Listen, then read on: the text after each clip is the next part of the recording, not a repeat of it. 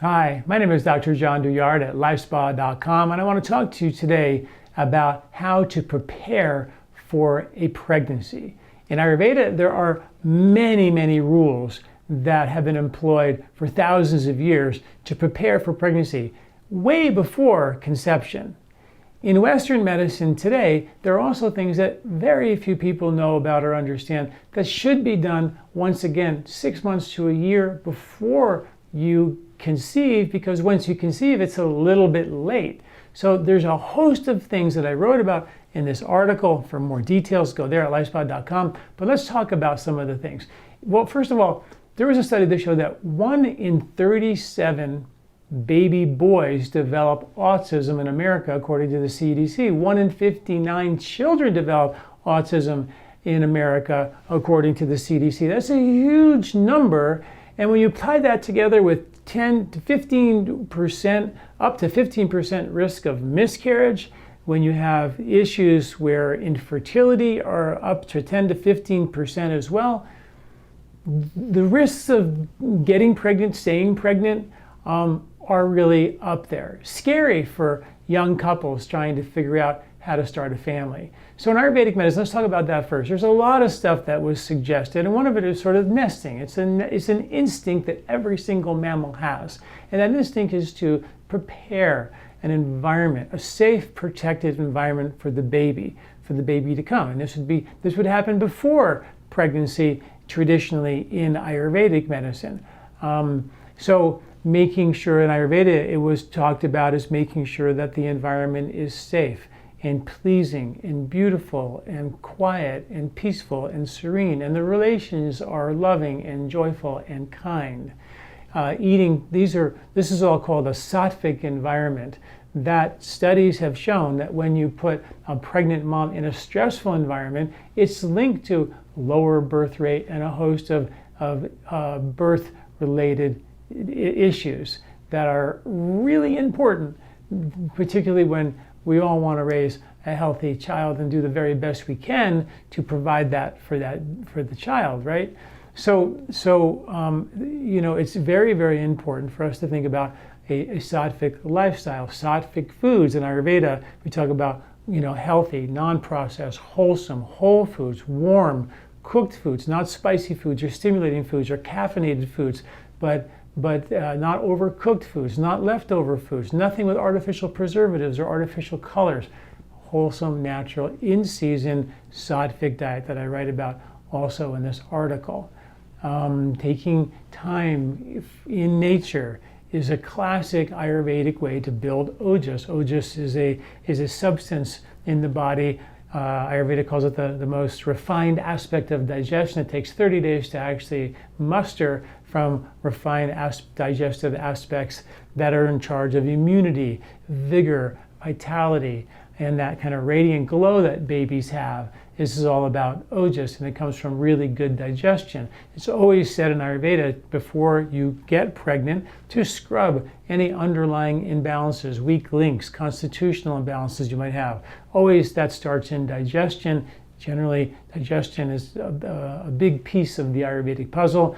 Run and scrub a fine-tooth comb through every aspect of digestion and fix those underlying digestive weak links, because your digestion is linked to your ability to deliver the nutrition and detoxify, as well as support an immune response. All that's important for when you're pregnant, because now you're going to be doing that for 2. So all that should happen a year, 6 months to a year prior to the actual conception, which is really important. And I've written a ton of articles about how to troubleshoot your digestion, how to fix it with herbs and foods and things like that. So that's pretty straightforward. Classically, yoga, breathing, meditation, creating a sattvic lifestyle. I wrote a whole course on the 28-day Ayurvedic challenge. Every day we give you a different Ayurvedic tool to do for 28 days to kind of revamp your lifestyle. Really cool thing to do a year before you actually conceive, thinking about planning way in advance, which is such a cool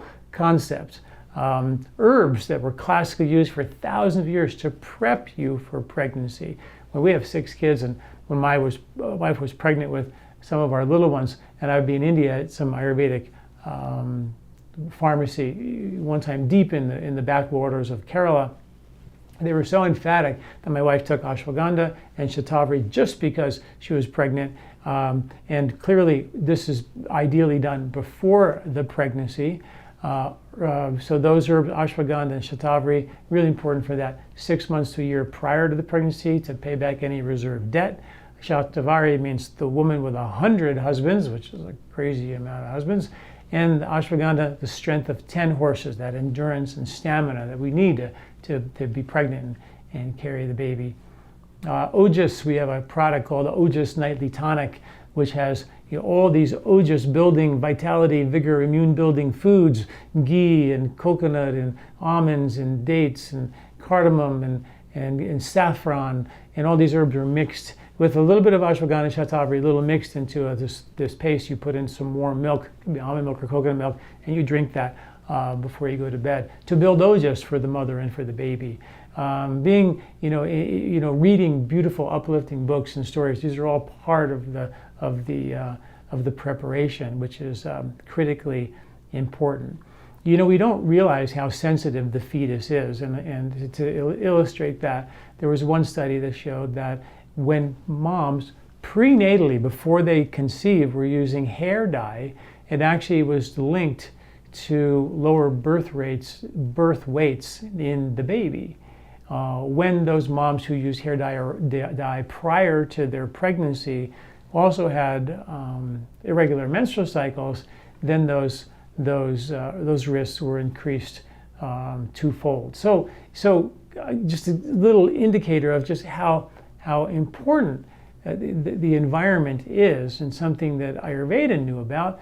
There's studies today that show that the impact of stress on the mom during pregnancy directly linked to the health and welfare of the baby, and as well the mom, and the longevity and the development of that baby as well. All that's been tied to science. So the Ayurvedic people weren't crazy when they said nest and create this beautiful sattvic environment. It's really important for the health and welfare of the baby.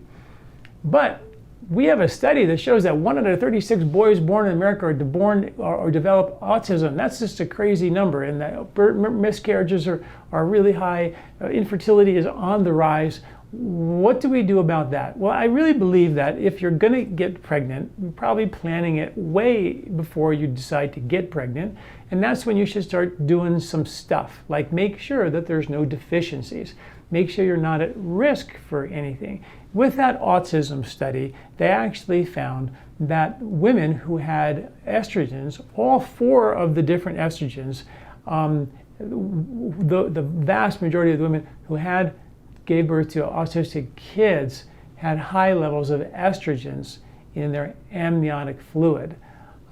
So there is a very strong link between estrogens, which are everywhere in our environment, all the growth hormones that are in cows and meat and poultry and dairy and chicken and animal products that spill from birth control into the water, into the foods we drink, plastics that we drink out of.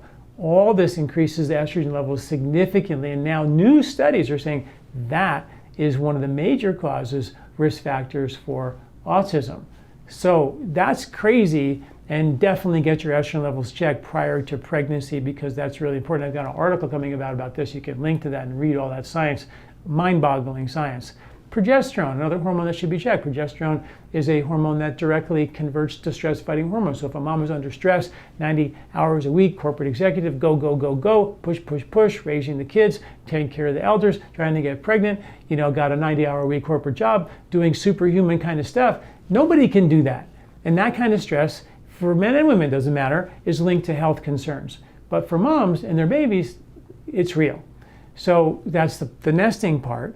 But the progesterone, the hormone that we have for supporting pregnancy, can get converted into stress hormone, which is the only hormone that directly does that, and give the mom more hormone to fight the stress, but depletes the progesterone levels and leave the moms depleted. And in the first semester, maybe even second trimester of pregnancy, lack of progesterone is linked to higher risk of miscarriage, because the progesterone is actually a hormone that suppresses the immune system during the early part of pregnancy, so the body doesn't turn against this baby growing inside of you, which can be perceived as a foreign thing. and the body's immune system can turn on it. So progesterone makes sure that's not happening. But if it's high stress, progesterone's been used for stress hormone, you don't have that progesterone available, increased risk of miscarriage can happen. So those two things. And the ratios between your progesterone and estrogen are important to find out as well. Folate, usually taken care of with a good prenatal vitamin, but that should be started way before you start having the baby. Like, not when you just get pregnant, that should be part of the planning, right? And there's a lot of science on birth defects with folate deficiency, and that's been eradicated. But other things like B12, very few moms get their B12 levels checked, but that has been shown to be a worldwide common deficiency in pregnant women linked to birth defects. So that's really important. Get your B12 levels checked. Make sure that level is high. That's usually linked to underlying digestive issues, medications, or heartburn. So if you have any of that, you're more at risk for that. Iodine is a deficiency that affects, one study a while back, those numbers are getting better. 72% of the world's population, according to the World Health Organization, were deficient in iodine. Iodine in breast milk is more abundant than even in the thyroid, and it supports intelligence for the baby, the brain development of the baby during breastfeeding. So that's really a really important piece of the puzzle, as well as making sure your iodine levels are tested, and you want to make sure that gets tested. All this is done prior to getting pregnant. Your vitamin D levels linked to birth defects and low birth weights, and a host of health concerns for both mom and baby, developmental issues as well. And that can be easily checked with either a home test kit or go to the doctor and make sure your vitamin D levels are between 50 and 80 nanograms per milliliter. The number one deficiency on the planet today as we speak is an iron deficiency. The hidden version of iron deficiency is called ferritin, which is a storage form of iron.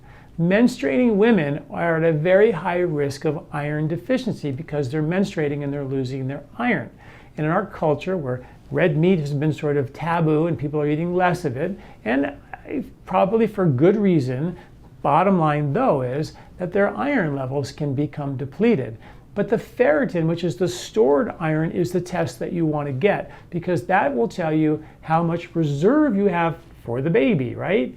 And if your reserve levels are low, you could have a normal iron on your blood test and they say everything's fine, although pregnancy and anemia is really common. But hidden anemias that are linked to all the symptoms of full-blown gross low iron anemia in your blood are also linked to ferritin levels. So get your ferritin levels checked. That number should be above 80. Most people say it should be above 20 or 30, but really that number needs to be way high. You want a full store of iron, and that is only going to happen if you make that happen a year or so before your pregnancy. It's really, really important. Heavy metals, if you've been exposed to toxicity, eat a lot of fish, have poor digestion, liver function, can't handle fatty food, that liver gallbladder function, which helps you handle fatty food, that's what breaks down heavy metals and gets rid of them out of your body. But if you don't have that ability, then you could be more vulnerable to the mercury from the coal mine plumes that are on every organic vegetable. And those are linked to birth concerns for your baby as well. I hate that, it's not like to scare you, but I've written all these down in the article with this video at LifeSpa.com. And I think it's really important to look at the heavy metal, the vitamin D, the iodine, B12, folate, the progesterone, estrogen, iron, ferritin. All these things aren't a lot of blood tests. They're just part of a panel that you would do as part of your planning to get pregnant and to avoid any possible issue that could compromise your health and the health of your baby. Looking at the Ayurvedic perspective, a lot of it's lifestyle, some of the herbs to pay back some debt, make sure your digestion is amped up, and you put the two together. I think you have an ancient wisdom, modern science, really good solid approach to give you the best pregnancy possible. Stay tuned for more research on some of these chemical risk factors that could cause damage to our baby and our baby's development. So stay tuned for that. And stay tuned for that article on autism and estrogen. And I list all the estrogen sources in that article as well that are common in our environment that we can avoid. Pesticides on your food, non-organic food, by the way, is estrogenic. So we can't do that, can't go near these non-organic foods, or at least as very best you can eat organic food when you're thinking about getting pregnant. All right, thanks for listening. See you next time. I'm Dr. John Douillard. Do you like this video? Don't forget to subscribe and share. This recording is brought to you by LifeSpa, where ancient Ayurvedic wisdom meets modern science. Get access to free health video newsletters by Dr. John at lifespa.com. These statements have not been evaluated by the FDA. These products are not intended to diagnose, treat, cure, or prevent any disease.